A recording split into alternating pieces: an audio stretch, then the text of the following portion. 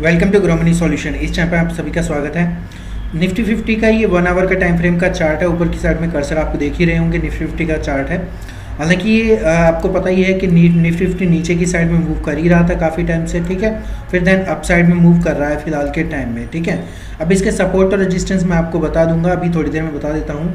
फिलहाल के टाइम में जो इसकी मूवमेंट जो चल रही है वो एक ट्रेंड लाइन के बेस पे चल रही है, यानी कि इस हिसाब से यहाँ पे इसको नीचे से लेवल को टच करके देन ऊपर की साइड में मूव करेंगे तो डेफिनेटली यहाँ पे ये एक तरीके से जो ट्रेंड लाइन बनी है, काफ़ी अच्छी ट्रेंड लाइन बनी है।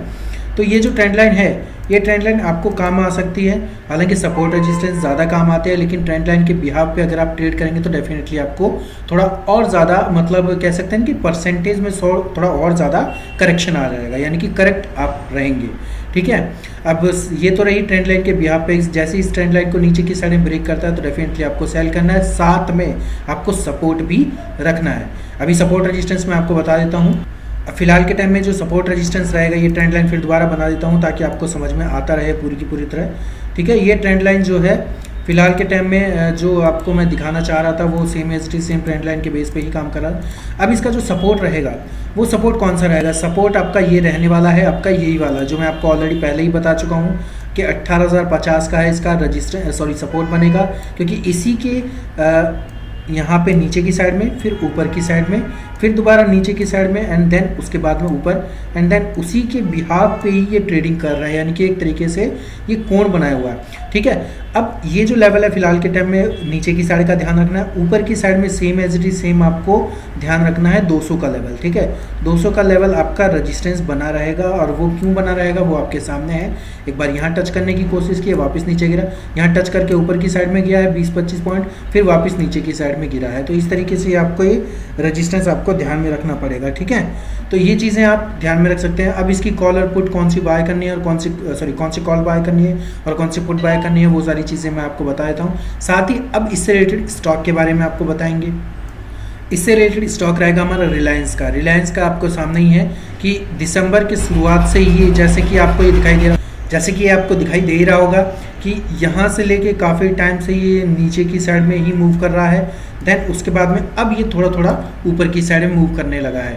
हालांकि अगर आपको ट्रेंड लाइन से समझ में आता है तो ट्रेंड लाइन में आपको बना के दिखा देता हूँ कि ये वाला पैटर्न आप देख सकते हैं कि यहाँ से लेके यहाँ तक का पैटर्न आपके सामने है।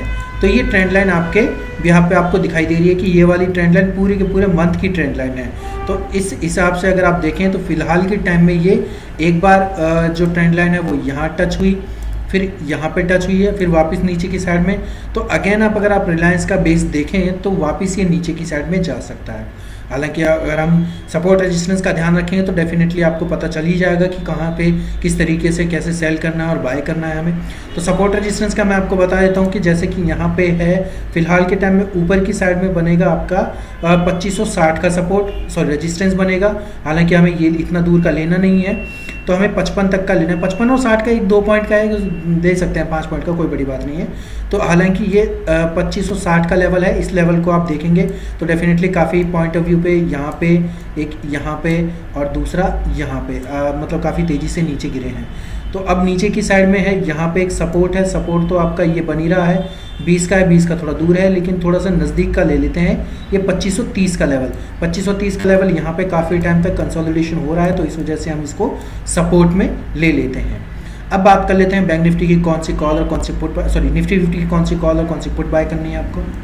निफ्टी 50 का ये रेजिस्टेंस ऑलरेडी मैं आपको बता ही चुका हूँ। सपोर्ट आपका 18,050 का ऑलरेडी मैं बता चुका हूँ। जैसे कि आपका ये 18,200 की कॉल है, 5 जनवरी वाली है, 80 रुपये 40 पैसे पे करंट मार्केट प्राइस है। बाय करना है 95 पे, टारगेट 115, 140 और 170 के हैं कॉल की। और पुट है एक 18,100 की पुट है, बाय करना है करंट मार्केट प्राइस है 80.10 का, बाय करना है 95 पे, सेम टारगेट है 115, 140 और 170 के। अब जो स्टॉक रहेगा, स्टॉक मैं ऑलरेडी बता चुका हूँ कि रिलायंस का रहेगा। 2560 का आपका रजिस्टेंस है और 2530 का आपका सपोर्ट है।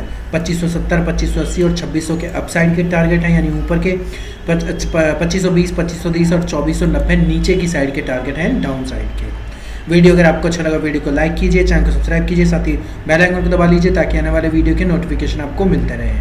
धन्यवाद।